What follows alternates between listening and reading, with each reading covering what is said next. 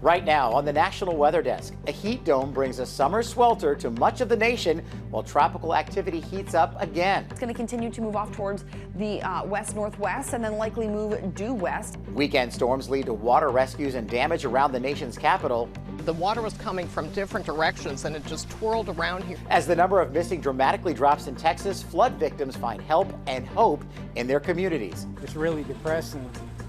Grabbing all these antiques that we're having to throw out, they're not salvageable. Why this has been a particularly tough year for Texas cotton farmers.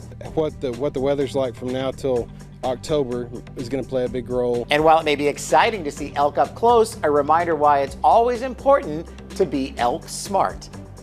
From our nation's capital, this is the National Weather Desk.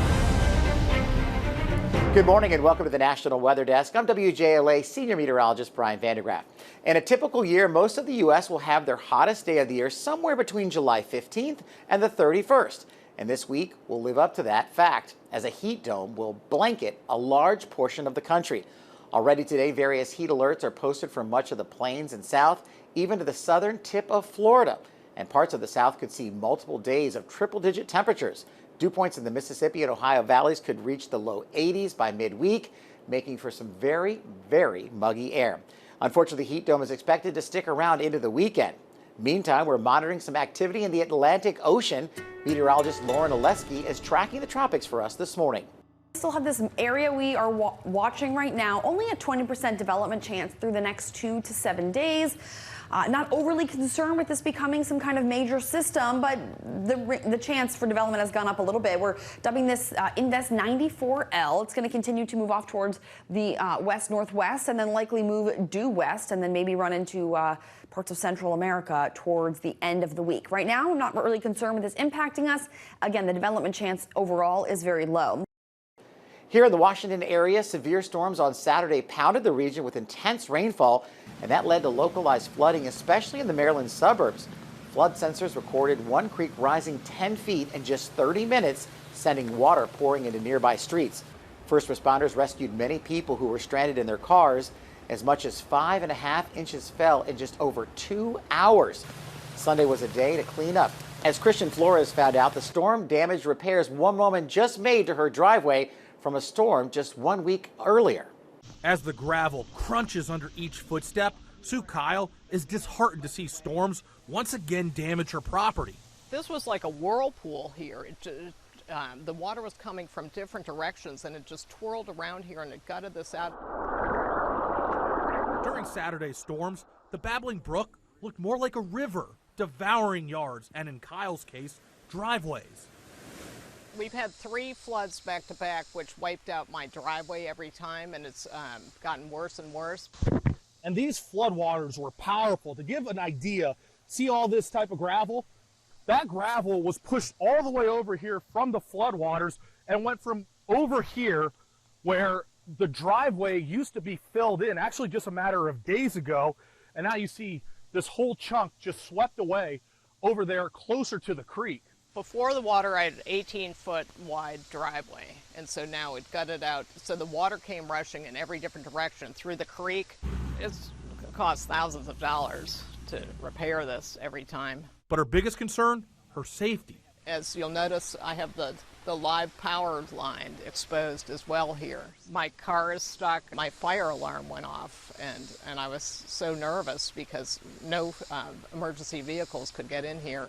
I'm terrified because, as you can see in the video, that, I could get swept away.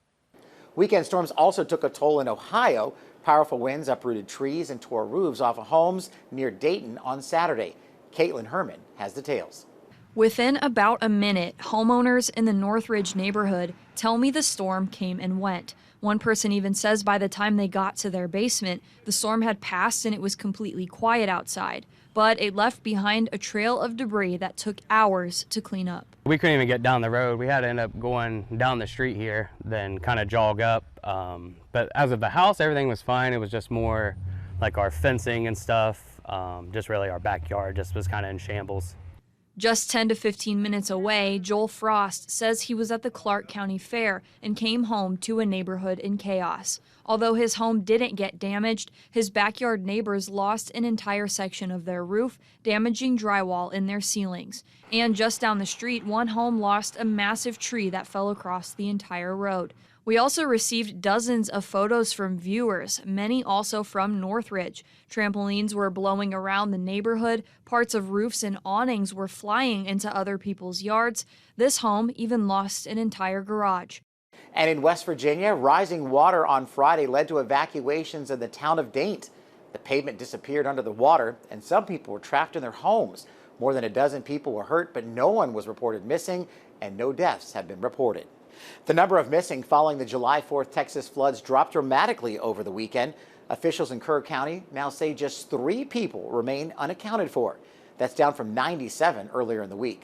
And the death toll there didn't change. 107 of the 135 deaths statewide happened there in Kerr County.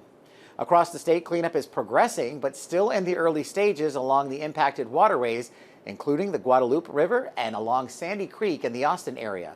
Plenty of people are grappling with loss, from flood survivors to volunteers helping in the aftermath. Betty Cross has more.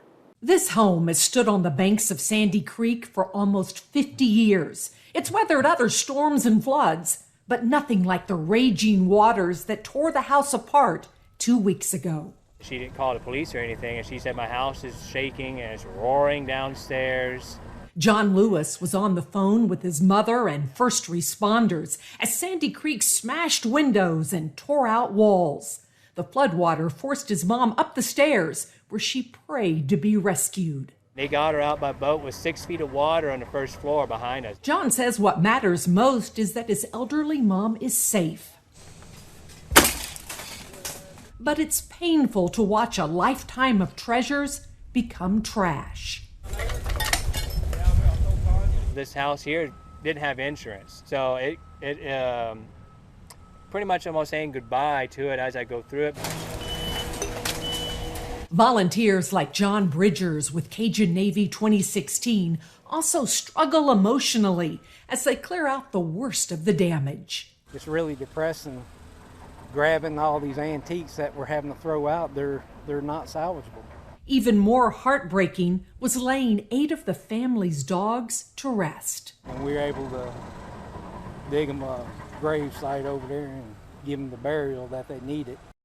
Severe weather is a reminder that flash floods can happen in an instant, and it doesn't take much water on the road to become dangerous. Meteorologist Eric Kostriva explains.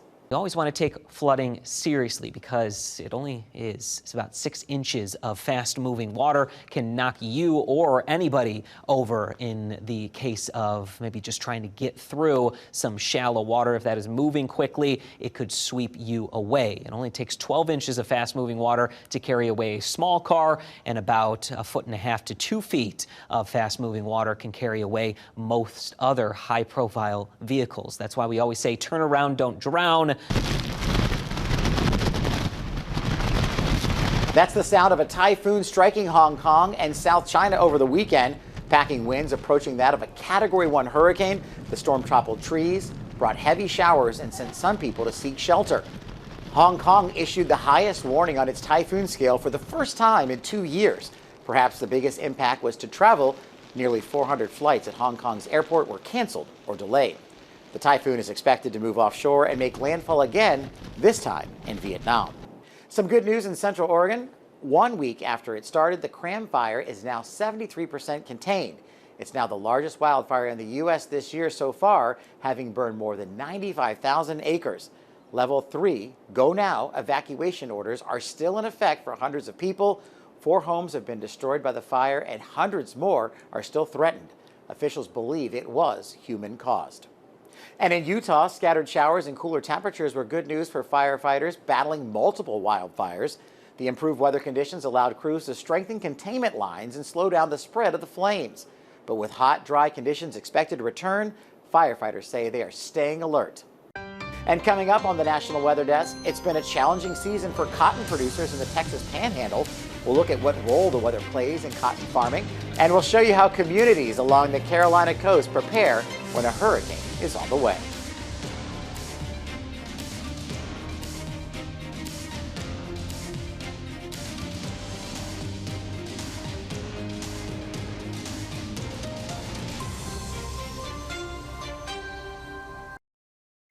You are watching the National Weather Desk. I'm meteorologist Mark Pena. It's been a challenging season for cotton producers in the Texas Panhandle. Drew Powell has more about the factors making it tough for farmers to turn a profit. I think that is almost completely due to price. So people are trying to get a better price for anything. Before GMOs, a bag of cottonseed might have been $20 or $30. The bag of cottonseed today is about $550. We need to get more of our cotton sold out there. I know Brazil's a big play in all that, and so that makes it tough for the United States to compete with sometimes. And so we do the best we can to just try to grow it and try to sell it. Weather is always going to be a factor on the high plains, but one thing ag producers and farmers say is that you have no control over the price. And right now, the price for cotton that is trading at the markets is very low. You got so much cost in cotton to keep cotton, to grow cotton, and with the price being down in the 60s like it is, it's so hard to want to grow it and try to make it work, where you got land prices are so high and the input costs are so high. Right now, what's standing in our way really for this particular season is what the weather's like from now till October is going to play a big role. And then as far as profitability goes, the price. It's just almost impossible to make it pencil out at the current price. Even with the rain, even taking out the cost of irrigation, it's still just not very profitable at all. Ag producers and farmers on the high plains will tell you there's little to no consistency when it comes to raising crops. So if it's a bad year for 2025 for cotton, you look forward to the 2026 growing season, hoping to turn a profit. And speaking of crops, have you ever noticed it feels hotter around a cornfield? Well, you're not crazy, because there is a reason for this. Meteorologist Brett Luna explains why. You may have realized it before, or maybe you haven't, but if you're around a cornfield, especially this time of year, it's going to feel warmer than if you weren't around a cornfield, and here's why. It's what's called evapotranspiration. Some people just call it corn sweat, but all of this corn, like what you see behind me right here, that's pulling water up from the ground, and that water is going to be released through the corn leaves back up into the atmosphere. Just 1 acre of corn can put out 3,000 to 4,000 gallons of water back into the atmosphere. So when you have a huge corn crop, it's really going to feel more humid. When all that moisture is getting released back into the air, it's going to increase the dew point temperature. So if you have a dew point temperature, let's say of about 70 near a cornfield, you could have it about 80. And there's a lot of times where dew point temperatures are measured at 80 degrees Fahrenheit. And that's basically telling us there's a lot of moisture in the air right here. That's going to make it feel more muggy. Anything with a dew point over 65, that's going to already feel muggy. But then when you hit 80, that is just oppressive. So the actual air temperature around a cornfield, we'll say 92 degrees. When you have dew point temperatures around 80 degrees Fahrenheit, that's going to make it feel like it's about 120 degrees. In North Carolina, officials are preparing for the next big storm, whether it's a hurricane or another weather event. Chris Young gives us a closer look at the process.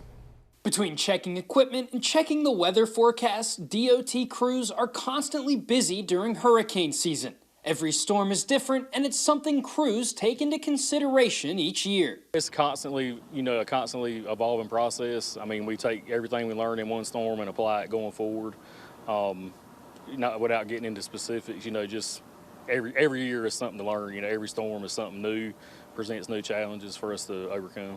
Beaufort County Maintenance Engineer Caleb Johnson walked me through what it's like for the DOT in the event of a hurricane or major storm. We'll bring in a crew, and then a small crew to start with, and then as we get more calls, we try to respond, as they come in.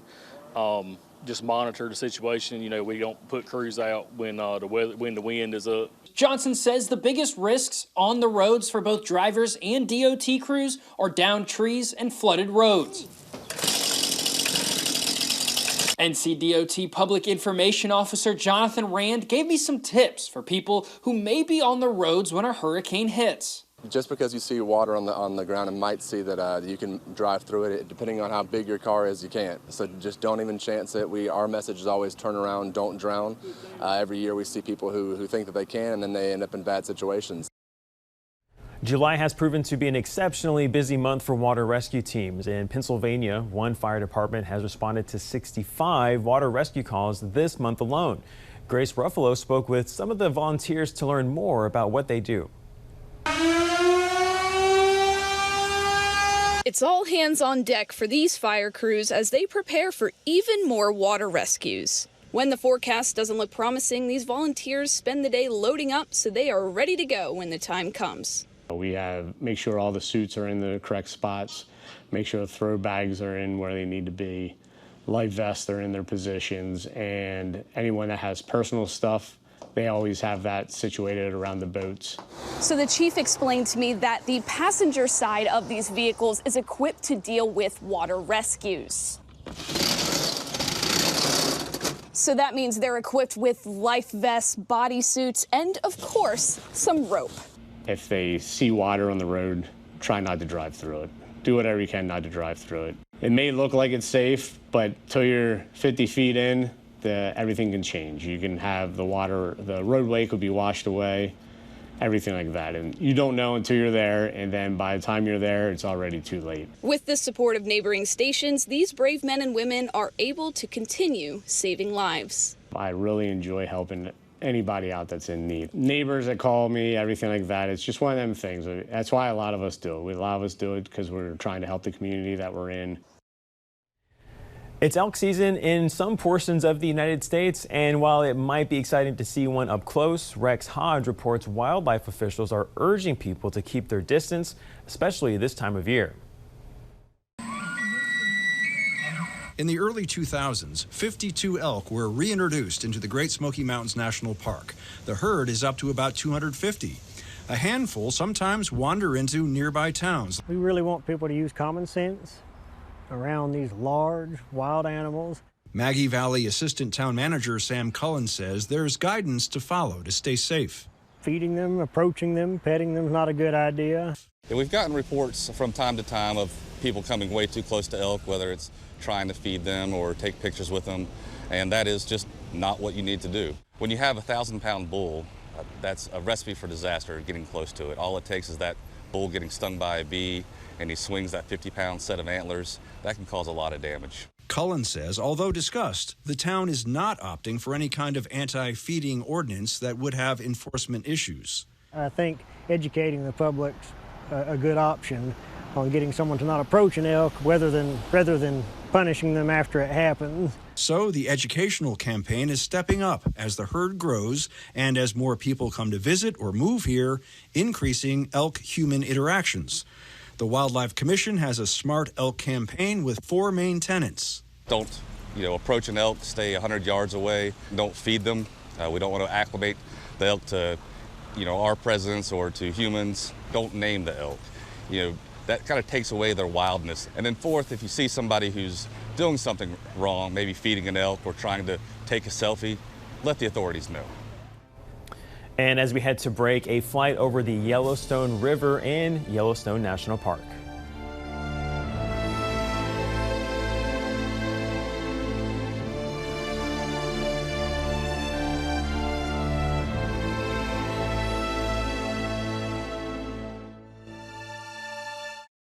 You are watching the National Weather Desk. Well, it's the middle of lavender season in Wisconsin, and one farmer is drawing visitors for a handful of reasons, scents being top of the list. Cal Larson has the details. Lush lavender lines Eric Knutson's lavender homestead in Suring. It is now year 3 of having plants in the ground and welcoming people to the property. And when they get out of their cars, they say, gosh, that smells so good after I take a deep breath in. Knutson has 7 varieties of lavender and now in his 3rd year continues experimenting and expanding.